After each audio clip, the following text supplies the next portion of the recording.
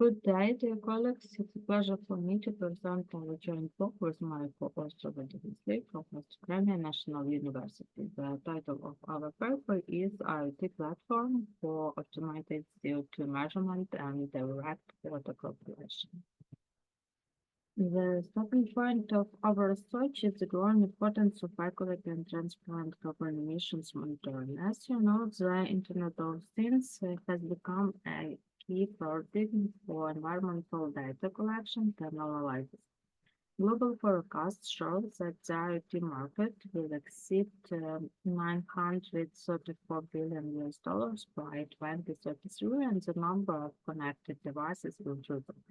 This enormous expansion creates opportunities to improve carbon monitoring systems. Currently, most industrial facilities rely on continuous emissions monitoring systems and predictive emissions monitoring systems. While they provide good accuracy, they require manual data uploads that do not ensure real-time quota calculation and often involve high costs. For small and medium-sized enterprises, this is a serious barrier. Ukraine is now preparing to implement its national emissions trading system aligned with your requirements. This creates a strong need for transparent, automated, and affordable solutions.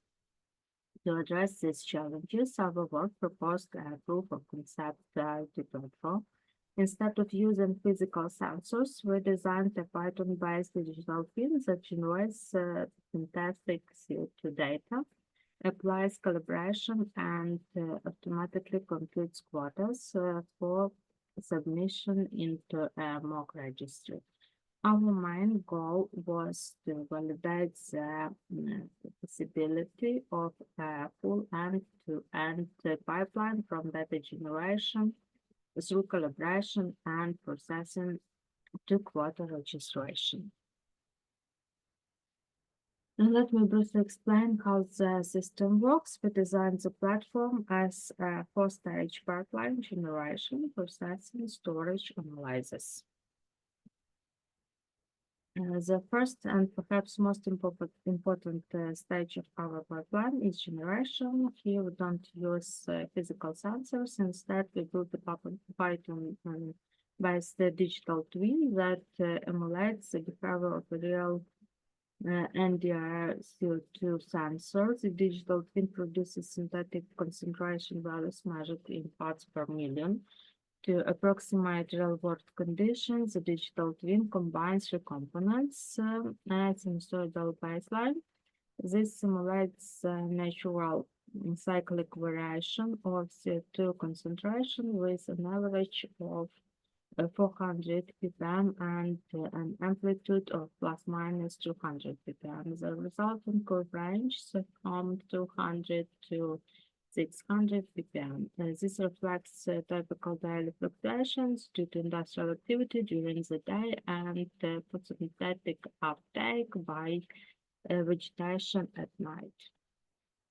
Gaussian noise, random deviations are added to the sinusoidal baseline to reflect short-term instabilities in sensor readings. For example, sudden airflow changes, electrical noise in the circuit, or minor disturbances can produce such effects. The noise makes the data more realistic and provides a good test of the calibration algorithm. Line drift, we include a very slow systematic shift of 0.1 ppm per day divided by 86,400 seconds. This represents the gradual aging of the sensor or small temperature-related drifts that accumulate over time. Even though it looks insignificant over weeks or months, this drift can distort readings if not corrected by calibration.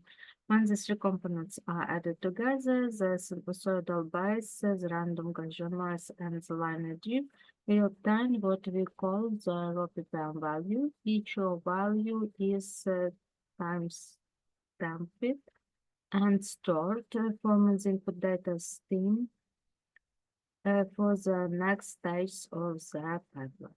This approach allows us to test and end-to-end system under realistic but fully controlled conditions. It gives us the flexibility to adjust noise intensity, drift rate, or uh, oscillation period depending on what scenario we want to simulate. For instance, we can emulate both stable laboratory conditions and highly unstable industrial environments without needing any physical hardware. Uh, Processing. Each reading is calibrated using a two-point linear correction with coefficient A equals 1.02 and B equals -5.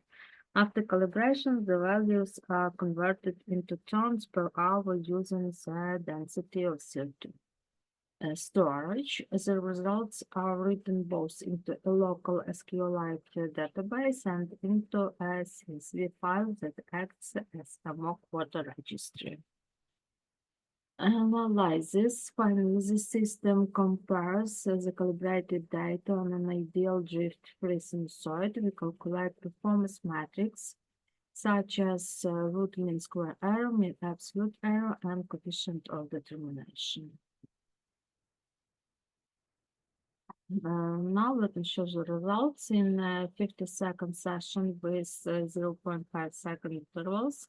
100 messages were generated and processed. When comparing calibrated measurements with the ideal sinusoid, we observed that random noise and drift scatter the value around the ideal group. Figure 2 shows this clearly. The blue line represents the ideal sinusoid without noise or drift, while the red dots are the calibrated measurements. We can see that they follow the same general trend but remain scattered due to random noise. In Figure 3, you can see how these calibrated ppm values are converted into quota volumes expressed in tons per hour. The alignment between the calculated and ideal curves demonstrates that the pipeline preserves accuracy in translating sample data into emission quotas.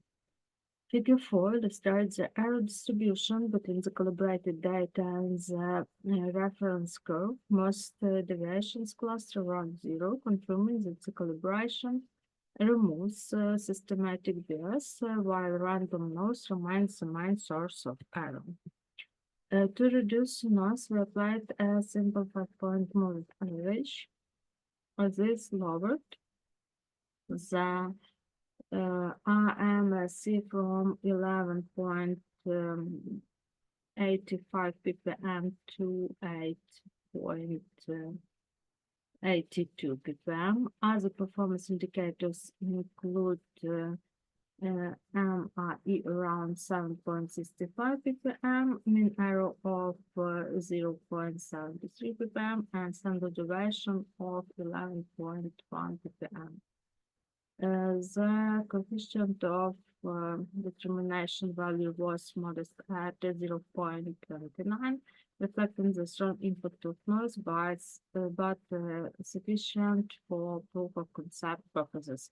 Most importantly, all 100 messages were processed successfully with zero packet loss and essentially zero latency, since processing occurred entirely in memory.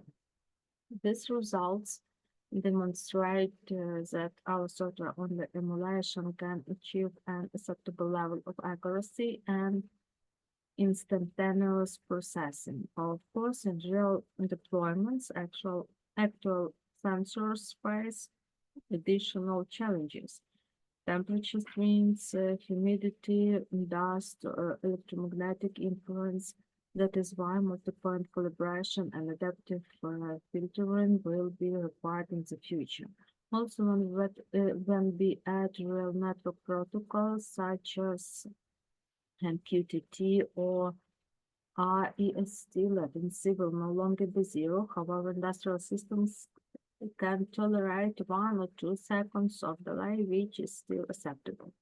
Another issue is security. Integration with the national emissions trading system will require authentication, encryption, and auditability. Blockchain or public key infrastructure could be considered to ensure immutability and trust. Finally, we must not forget economic stability for small enterprises. The cost of sensors and infrastructure must be balanced with time savings and error reduction.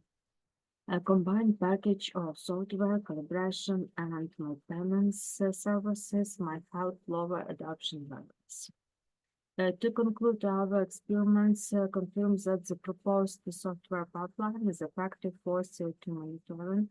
The architecture is fast, reliable, and provides a strong foundation for Ukraine's upcoming emissions trading system.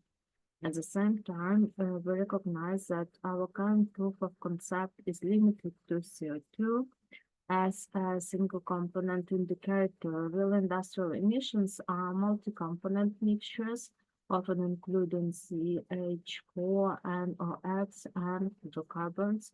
Extending the model to handle such mixtures and absorption dynamics will make the pipeline more broadly applicable and closer to real-world deployment. In summary, our work validates the stability of a digital twin-based IoT platform for automated quota calculation. It's an important first step toward full-scale implementation with real devices, real networks, and national register integration. Thank you very much for your attention.